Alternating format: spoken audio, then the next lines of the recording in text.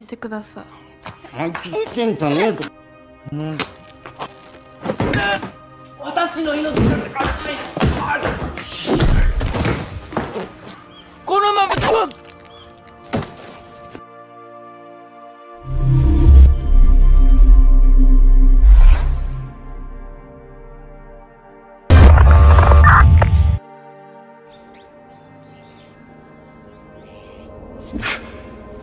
Di awal film, kita akan diperkenalkan dengan Takeshi.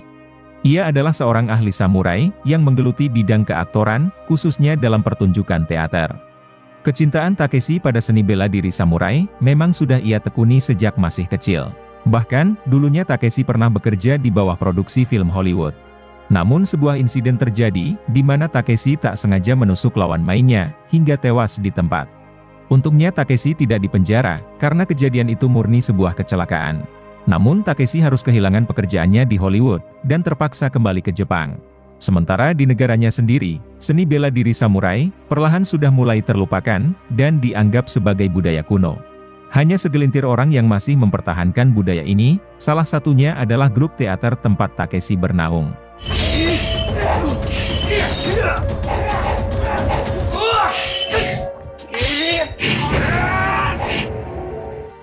Selesai pementasan, Takeshi dan semua rekan aktornya berpesta dengan minum-minum di sebuah bar.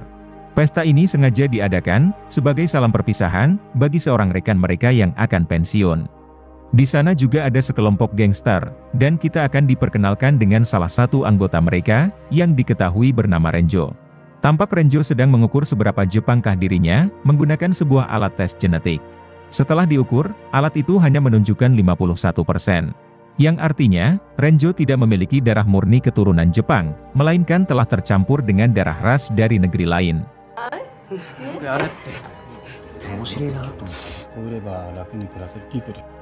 Kemudian, Renjo mendatangi meja Takeshi dan rekan-rekannya, lalu memaksa mereka untuk melakukan tes yang sama. Cara Renjo memaksa mereka dengan marah-marah, justru membuat Takeshi emosi, dan inilah yang ia perbuat.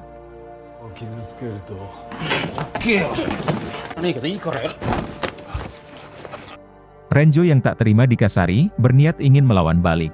Namun ia dilarang oleh ketua gangsternya, yang diketahui bernama Kenji. Bahkan sebagai permintaan maaf, Kenji akan membayar semua minuman dan makanan, yang dipesan oleh Takeshi dan teman-temannya. Sekembalinya ke rumah, Takeshi langsung membersihkan semua koleksi pedang katananya, agar kelicinan dan ketajamannya tetap terjaga.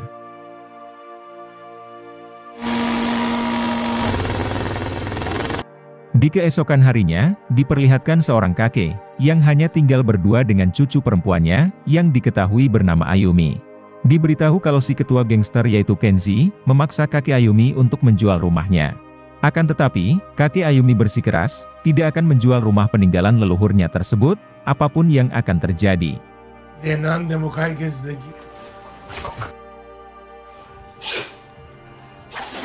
Adegan beralih kepada Kenji, yang saat ini sedang melatih kekuatan fisiknya. Kemudian, seorang anak buahnya datang melapor, perihal rumah kakek Ayumi, yang masih belum berhasil mereka dapatkan sampai saat ini. Mendengar hal itu, Kenji yang kesal langsung meluapkan emosinya, kepada salah satu anak buahnya.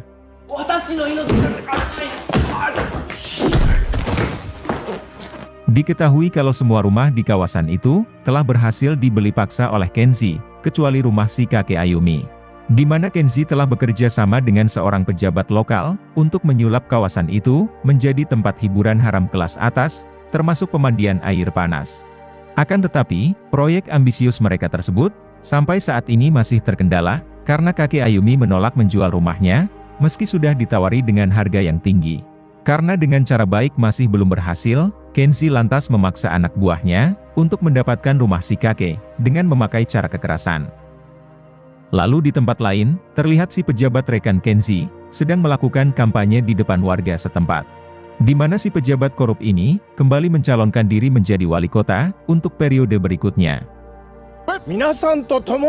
Beralih ke Takeshi, yang kembali melakukan pementasan seni bela diri samurai. Namun di tengah pertunjukan, mata Takeshi terkena pantulan cahaya dari katana lawan, hingga membuatnya pingsan seketika.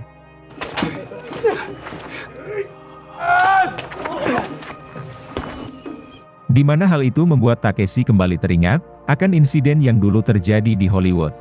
Akibatnya, pertunjukan ini pun terpaksa harus dihentikan.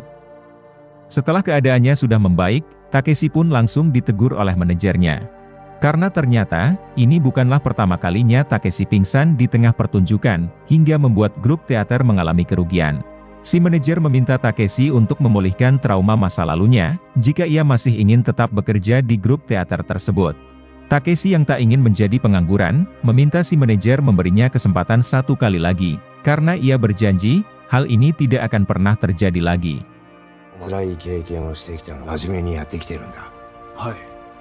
Setelah itu, Takeshi lanjut berlatih dengan seorang rekannya. Di samping itu, ia terus berusaha menghilangkan fobianya akan pantulan cahaya dari pedang katana lawan.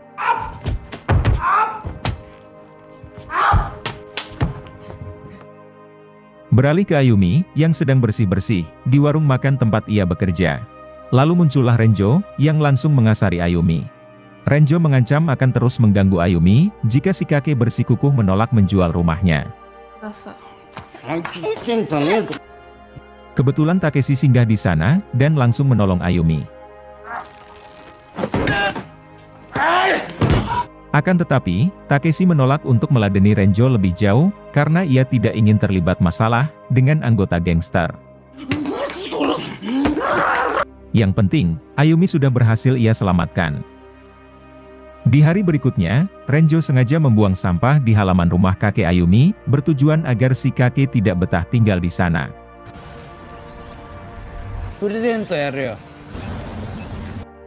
Namun si kakek memilih untuk diam, dan pergi ke kuil untuk berdoa, agar kelompok gangster tersebut berhenti mengganggu ia dan cucunya.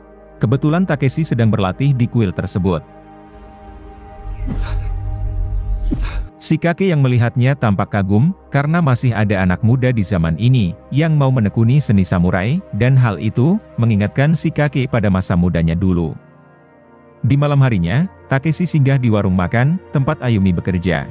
Kemudian, Ayumi mengucapkan terima kasih, karena Takeshi telah menyelamatkannya kemarin malam. Lalu Ayumi memberikan Takeshi hadiah, yaitu alat pengukur genetik. Sekembalinya ke rumah, Takeshi langsung mencoba alat tersebut.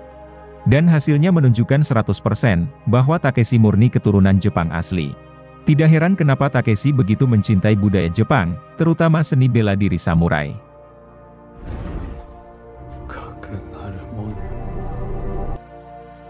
Lalu di malam harinya, si pejabat melakukan pertemuan dengan kelompok Kenji di sebuah klub malam.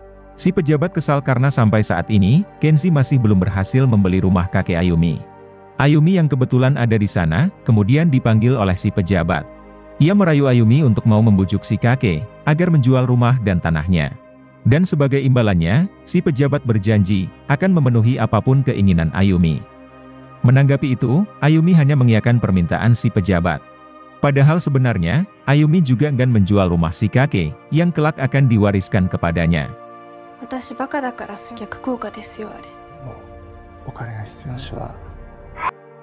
Lalu di keesokan malamnya, Ayumi menonton pertunjukan teater bela diri samurai.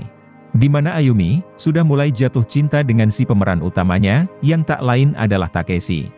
Takeshi sendiri, tampak sudah mulai bisa melawan fobianya, yang rentan dengan pantulan cahaya dari katana lawan.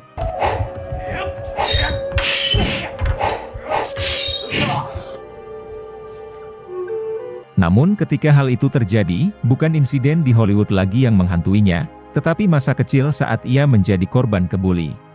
Sontak naluri mempertahankan diri Takeshi pun muncul, dan tanpa sengaja mencelakai lawannya hingga pingsan.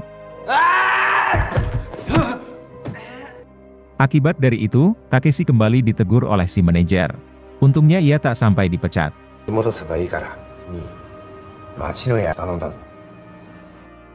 Lalu di keesokan harinya, Ayumi mendatangi Takeshi di tempat latihan, dan mengajaknya jalan mencari udara segar, untuk menenangkan pikirannya yang sedang runyam, dampak dari insiden kecil tadi malam.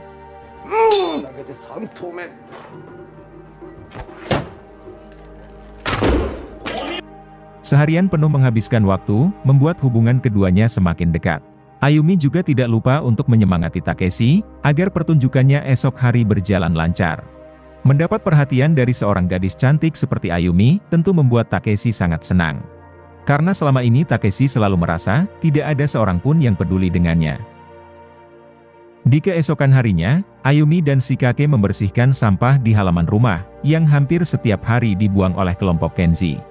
Selesai itu, Shikake membawa Ayumi berdoa ke kuil, agar dijauhkan dari segala mara bahaya.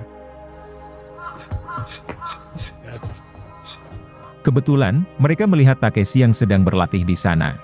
Melihat kelihayan Takeshi dalam berlatih bela diri, tentu membuat Yumi semakin jatuh cinta dengannya. Tapi Shikake menasihati Ayumi agar tidak terlalu bucin, jika tidak ingin patah hati di kemudian hari. Karena Shikake paham betul, sebrutal apa seorang ahli samurai, apalagi ketika ia sudah murka. Di malam harinya, si pejabat melakukan kampanye dengan mengumpulkan semua warga, termasuk kakek Ayumi dan juga Takeshi. Jika ia terpilih, si pejabat berjanji akan membuat sebuah tempat pemandian air panas untuk semua warga di wilayah ini. Namun proyek pemandian tersebut masih terkendala, karena ada seorang warga yang menolak menjual tanahnya, yang tak lain adalah si kakek Ayumi. Tampak semua warga mulai termakan, dengan ucapan janji kosong si pejabat, kecuali si kakek dan Takeshi.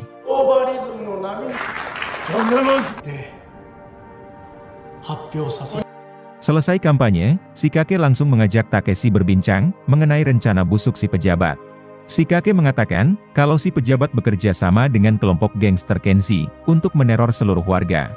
Agar warga mau menjual tanah mereka, untuk kepentingan pribadi si pejabat dan Kenji, bukan untuk kepentingan semua warga. Seperti yang dijanjikan oleh si pejabat tersebut. Tempat pemandian air panas itu hanyalah kedok, untuk menutupi proyek pembangunan, markas produksi barang haram mereka nanti. Dan itulah alasan si kakek, menolak menjual tanahnya meski dengan harga tinggi, dan walaupun ia dan Ayumi, kerap diteror oleh kelompok gangster Kenji. Mendengar hal itu, Takeshi pun berjanji, kalau ia akan membantu si kakek, untuk mempertahankan tanahnya. Setelah selesai berbincang, Takeshi berniat akan mengantar si kakek pulang. Namun saat akan beranjak pergi, seseorang sengaja mengarahkan lampu mobilnya ke mata Takeshi, sehingga inilah yang terjadi. Akibatnya si kakek pun tak sadarkan diri, dan langsung dilarikan ke rumah sakit. Singkat cerita, Ayumi tiba di rumah sakit, dan langsung menanyakan kepada Takeshi, kenapa kakinya bisa sampai masuk ruang ICU.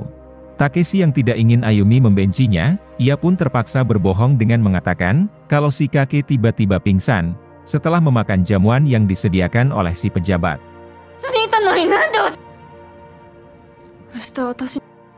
Di keesokan harinya, Ayumi dan Takeshi mendatangi si pejabat di kantornya.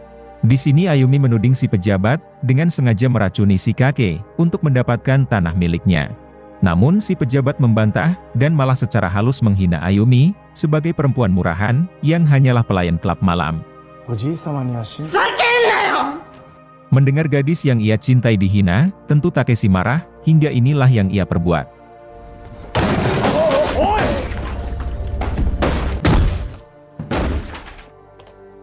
Takeshi juga mengancam si pejabat, untuk tidak lagi mengganggu Ayumi dan kakeknya.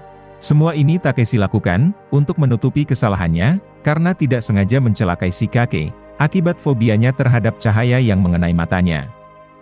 Di malam harinya, Takeshi melakukan latihan bersama rekan-rekan aktornya. Di tengah itu, datanglah seorang aktor senior, yang melihat aksi Takeshi mengayunkan katananya. Si aktor seperti pernah bertemu dengan Takeshi, namun ia lupa kapan dan di mana. Di waktu yang bersamaan, Takeshi dijemput oleh dua orang polisi, yang ingin membawanya ke kantor. Dampak dari aksi amukan Takeshi kemarin siang, di kantor si pejabat korup. Singkat cerita, Takeshi tiba di kantor polisi dan mulai diinterogasi. Takeshi lantas memberi keterangan terkait aksinya, yang hanyalah semata-mata untuk melindungi Ayumi, gadis yang sangat ia cintai, yang dihina oleh si pejabat. Namun aksinya tersebut, hanyalah sebatas mengobrak-abrik barang kantor, dan tidak sampai mencelakai si pejabat. Karena tidak mempunyai cukup bukti, polisi pun terpaksa membebaskan Takeshi. Lalu adegan berpindah ke masa lalu, di mana Takeshi kecil, kerap dikebuli oleh teman-teman sebayanya. Seorang pembuli menyorot mata Takeshi, dengan cahaya pantulan kaca, hingga secara refleks, ia mendorong si pembuli hingga tewas di tempat. Sejak saat itulah, Takeshi fobia terhadap cahaya yang disorot ke matanya, dan ia akan bertindak agresif setiap kali hal itu terjadi. Akibat dari itu, Takeshi pun dibuang dari desanya. Padahal, ia adalah satu-satunya generasi samurai terakhir. Adegan beralih ke masa kini, di mana si aktor senior sudah ingat siapa Takeshi, yang merupakan rekannya saat bekerja di Hollywood. Si aktor senior lantas menceritakan semua kejadian itu kepada si manajer. Akan tetapi, si manajer sudah tahu mengenai insiden tersebut, yang tidak disengaja oleh Takeshi.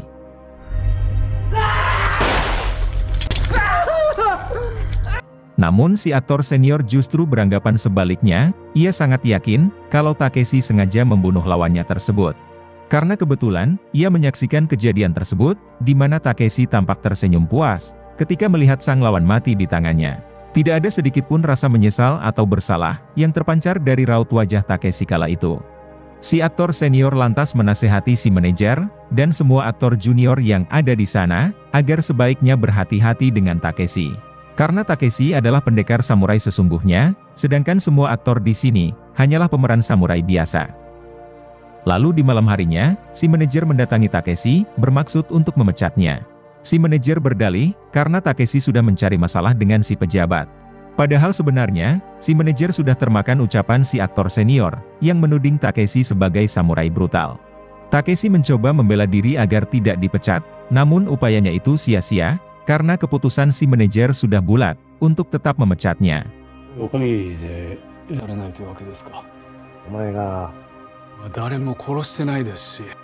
Lalu di keesokan harinya, Takeshi mendapat kabar dari Ayumi, terkait si kakek yang sudah meninggal, akibat geger otak parah. Mendengar hal itu, Takeshi pun bergegas menemui Ayumi, untuk menghadiri upacara pemakaman si kakek. Singkat cerita, Takeshi tiba di pemakaman si kakek. Dan ia melihat Ayumi yang sangat bersedih, karena sekarang ia harus hidup sebatang kara. Sedangkan Takeshi yang merasa bersalah, berusaha untuk mengakhiri hidupnya.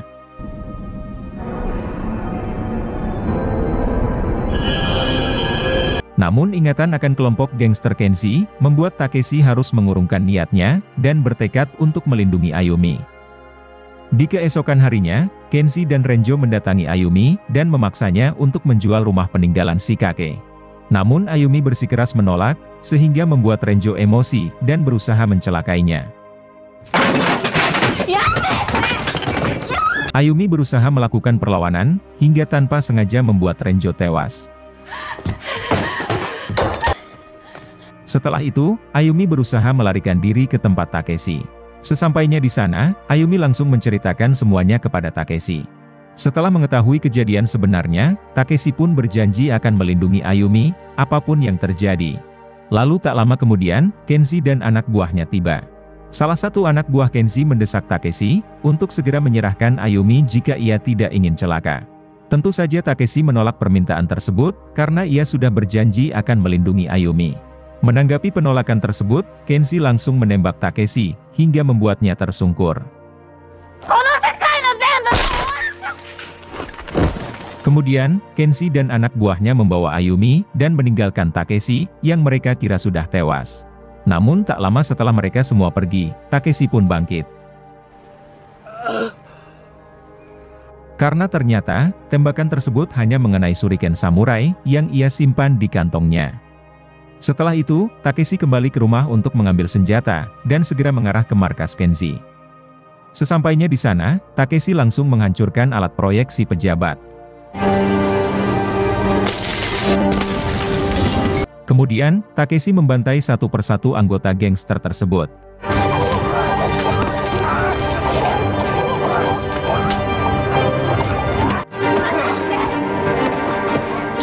Hingga pada suatu kesempatan, Takeshi berhasil membawa Ayumi pergi dari sana. Mengetahui kalau Sandra telah melarikan diri, tentu Kenshi murka bukan main. Ia menganggap semua anak buahnya tidak becus, dalam melawan Takeshi, yang hanya seorang diri. Saking marahnya, Kenshi sampai menghabisi tangan kanan setianya.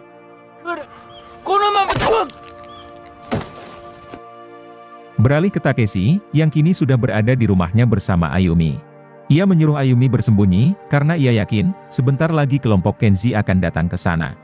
Dan benar saja, Kenshi dan ketiga anak buahnya yang masih tersisa, tiba untuk menangkap kembali Ayumi, serta membantai Takeshi yang sudah mencari masalah dengan mereka. Si pejabat juga datang, dan langsung diberi senjata oleh Kenshi, untuk berjaga-jaga. Tak lama setelah itu, Takeshi pun muncul sembari membawa pedang katananya, hingga pertempuran pun tak terelakkan lagi.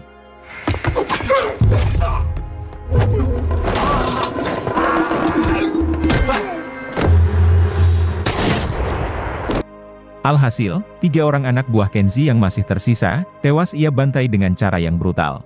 Namun di tengah itu, si pejabat korup berhasil menemukan Ayumi, dan langsung menembaknya hingga tewas.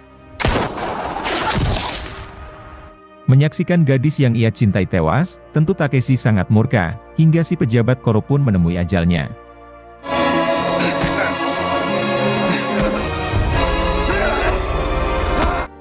Kini Takeshi harus berhadapan dengan Kenshi, hingga duel sengit pun terjadi.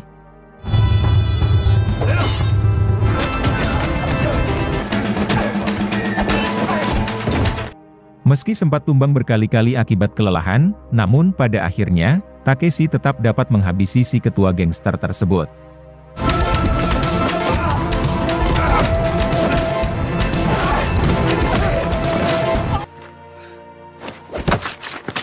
Meskipun Takeshi sendiri harus sekarat, dan merasa sudah tidak ada lagi gunanya hidup, karena gadis yang ia cintai juga sudah tewas.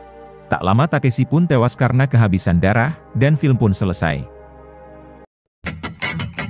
Baiklah teman-teman, sampai di sini dulu video saya hari ini. Semoga kalian terhibur, dan sampai jumpa lagi di video berikutnya.